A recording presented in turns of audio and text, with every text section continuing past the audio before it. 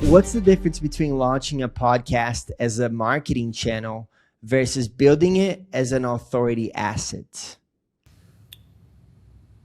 I get this question every day, and everybody wants a podcast, right? Everybody, and they, because the barrier to entry seems very easy. It's two people talking on a microphone, right? From the outside in. It's like rapping. Everybody thinks, oh, I could just get on a microphone and write some rhymes, right? Easy. But it's not that easy. And I still think that a podcast is the most leveraged digital asset you can own, even in 2026. And if you build it correctly, it's the highest ROI digital asset you can build in 2026.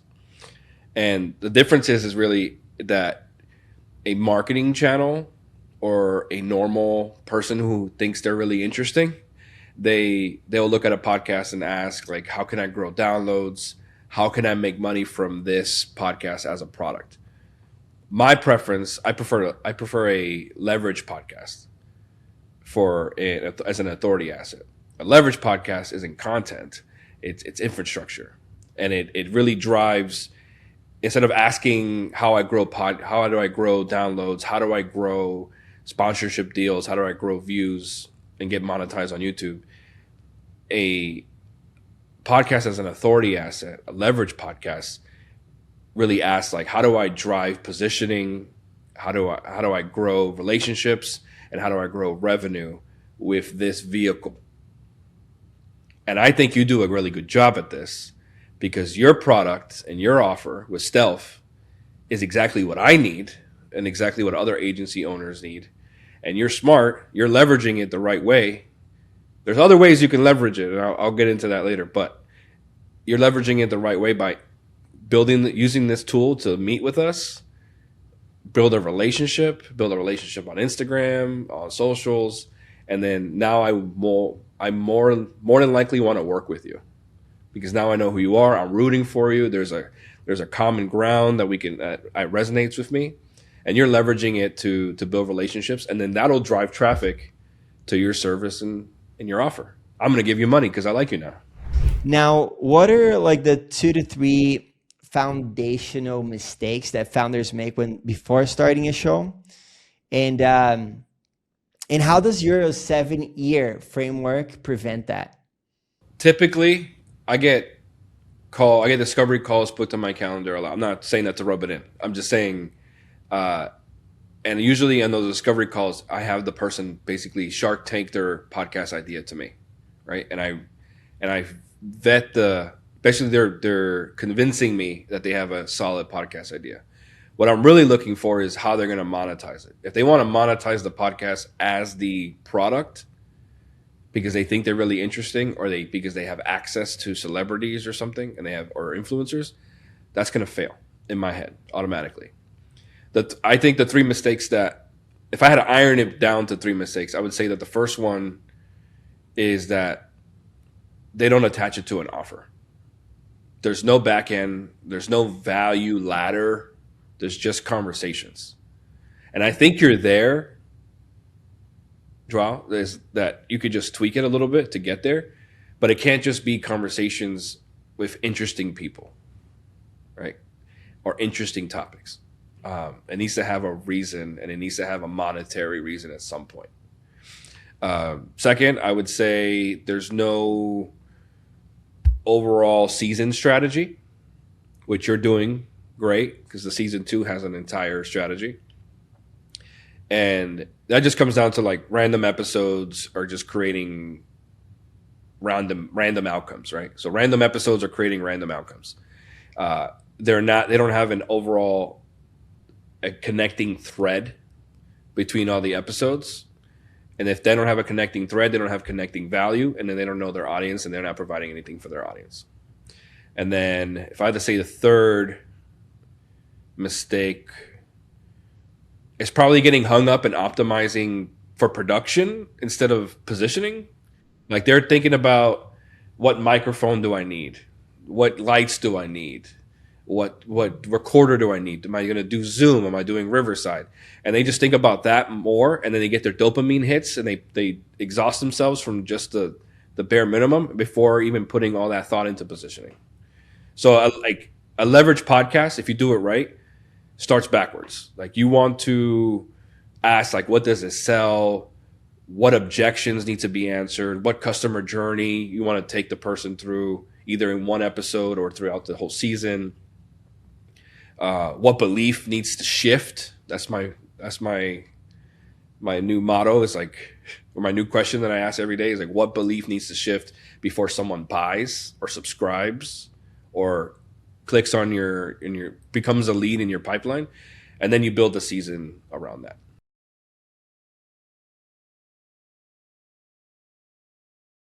If someone listening right now wants to launch their podcast in 30 days, what is the leanest possible way? What do they actually need? The short answer and the bad answer, they just need a microphone and Zoom. That's it, right? If you want to do it right and you want to have a leveraged podcast, not just a hobby podcast, the first thing you're going to need before you buy a microphone or a light or sign up for a Zoom account is a clear back-end offer. If you don't have that, go figure that out first. I'm going to use you as an example because you're perfect for this. You have an offer. You have a service. So now you need to, after having the clear back-end offer, do you have a funnel? Do you have a simple funnel, even if it's just a one-page go high-level landing page and a checkout page that either they can buy a digital asset or they can book a call with you? Yes. Right? That's next. You have that. It's perfect. Then they need a 10-episode season planned, right? Let me back up. They need a season plan. But before they need to get a season plan, they now need to figure out what this podcast is for. And it should be all figured out already in your landing page and in your offer. For you, who's your ideal audience? Agency owners, freelancers that want to scale, agency owners that want to scale, right?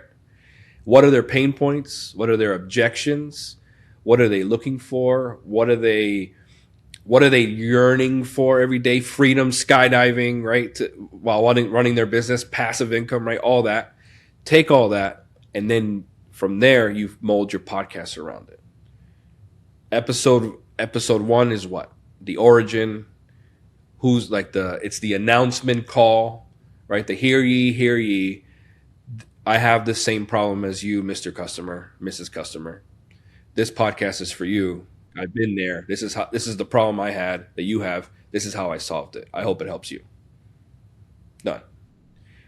That's what you do. And then you build out your 10. I like to do 12 episodes, 13 episodes, like a baker's dozen, because our theme is all bakery, kitchen, right?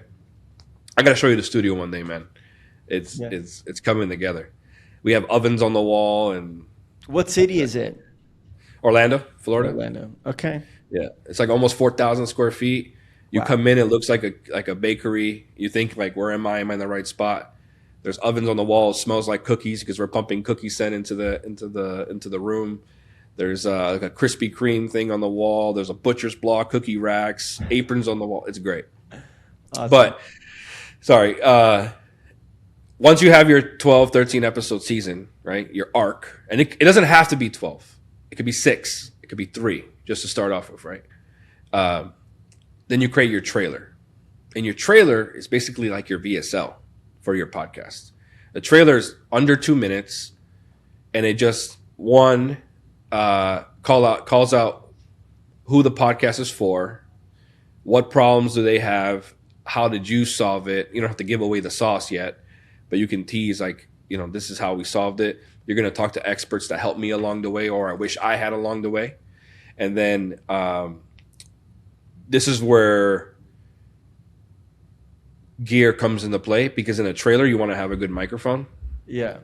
And if you're audio only, but if you're video too, you might want some camera and some lighting. I recommend for a trailer just have a good microphone, because usually when someone's searching on podcasts, Spotify, they are looking for a topic and they're going to play the trailer because it's a 2-minute ask versus a 30, 45 hour minute ask. And they want to hear that it's good quality. Because if it sounds like Zoom, they're probably going to switch away. So that's the one time I say that gear matters. Yeah. After they get the trailer done and they have the episode's arc, you record the trailer, you publish the trailer on Spotify for podcasters. It's free, or you can use a different host, but I like Spotify for podcasters. It's easy, get you on Spotify like that. You distribute it to Apple, YouTube, very easy. It takes 2 steps. You can put it on YouTube to figure out how to do it, and then that's it. You're technically launched. You haven't even launched an episode yet, but you're technically launched because you have all your channels up. You're discoverable on all the platforms. You have a trailer up, VSL's up. Now you got to go into episodes. And I want to iterate that the microphone's important for the trailer, but you don't need a studio. You don't need sponsors. You don't need to have guests with 1 million followers. You don't need to have 10,000 followers or an audience yet. The important part is having that offer in the back end, something to lead them to an idea that you can mold it around, a villain that you can you can just create some conflict to, and then transformation. And a podcasting needs an offer. And if you don't have an offer for your podcast, it's just expensive. And then that's it. You're technically launched. You haven't even launched an episode yet, but you're technically launched because you have all your channels up. You're discoverable on all the platforms. You have a trailer up. VSL's up. Now you got to go into episodes. And I want to iterate that the microphone's important for the trailer, but you don't need a studio. You don't need sponsors. You don't need to have guests with 1 million followers. You don't need to have 10,000 followers or an audience yet. The important part is having that offer in the back end, something to lead them to an idea that you can mold it around, a villain that you can you can just create some conflict to, and then transformation. And a podcasting needs an offer. And if you don't have an offer for your podcast, it's just expensive therapy. If you're an agency owner looking to scale, you definitely want to explore our solutions at Stealth White Label Agency. With 14 years of experience and over 120 niches, we've been helping agency owners not only fulfill for their clients, but also acquire new clients so you can only focus on scale for your agency. If you're interested, definitely DM me, Joao, on my Instagram, or comment below and somebody's gonna reach back to you, back to the podcast. What separates a podcast that feels like random, right, to one that feels more that it has a structure? Perfect. Okay. So a random podcast, I would say, follows conversation and guests and just life events and tea, and that would benefit someone that's famous or has a huge following, like Logan Paul, right? With Impulsive. What is their podcast about, right? Joe Rogan, every podcast episode is different. Even Diary of a CEO, every episode is different. But they get their offer is different. They monetize it different. So random podcasts follow conversations, and leverage podcasts, they follow strategy. Every episode in a leverage podcast should follow the value ladder, right? It should lead up to something, an objection, a pain point, a transformation, a testimonial, which is a proof point, right? A belief shift, or a funnel step, right? And then it doesn't have to be maybe not a vertical value ladder. It could be like an ecosystem, right? Like a circle of, this is the problem for this person. This is how we solve it. Easy.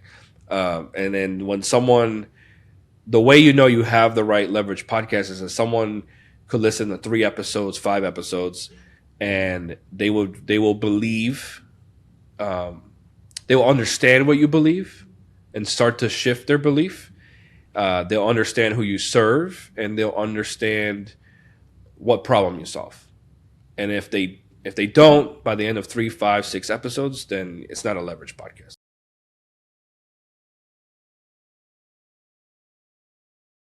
Most founders obsess over download numbers. And from your experience, what metric actually matters?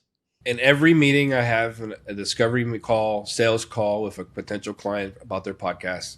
I tell them straight up I ask them what their metric of success would be. What would their measure of success be? And they're like, oh, a million downloads, 100,000 downloads. I'm like, great, I'm not for you. And they're like, why? I was like, I can't guarantee you any views at all. And most likely you're going to get 10 listens on your first episode, maybe less. The metric that actually matters in a leveraged podcast, not just a podcast, because you can be a famous TikToker and go start a podcast and you'll get views. Like, what's that? The Haktua girl? Yeah. She went viral on TikTok for her joke, and then someone came in and gave her a podcast to produce it, and she's just interviewing people, right? Call Her Daddy, same thing. Good for them, but that's not a leverage podcast. A leverage podcast, the metric that actually matters would be customer acquisition, like versus lifetime value. So downloads don't really matter unless they turned the right aligned buyers. They turn your audience into the right buyers or a buyer, or relationships that you can leverage to grow your own business, and serve your clients, or relationships that will turn into a client later. Now, how should agency owners think about inviting guests to their podcasts? They should think strategically, right? Sometimes it's a crutch, right? It could be where, like, oh, I know this guy, I know this gal, they have 100,000 followers. Let me invite them on and we can talk about how they did it. And hopefully they'll cross post and they'll bring listeners to me, hopefully a client to me. That's one way to do it. It's not strategic and it's not the most efficient for your pipeline. What I recommend is when you build your podcast outline first for your season. If one episode is going to be about objections, one episode is going to be about a specific problem that you solve, then bring on someone that is in your ecosystem that will still drive traffic to your offer, to your whatever you have, a service or a product or a store or whatever, and go through that problem and how it's solved with that person. Like I mentioned earlier, I think in class 2, that if you have an episode about the problem and pain point of scaling and delegating that every agency owner has, at least in the beginning, maybe even up until they get $1 million a month, bring me on. We'll talk about that specific problem. And then I'm going to, talk about how the limiting beliefs that I had, that took me from A, to not delegating and scaling, to scaling and delegating. But then also, 2, you get a testimonial out of it, and you help build trust quickly, because I'm going to talk about how you help me scale and delegate. So then that's the perfect guest. If you can't find someone that can help you do that for that specific episode that you planned, then just do it yourself. Or bring in someone from your team that is the expert of that side.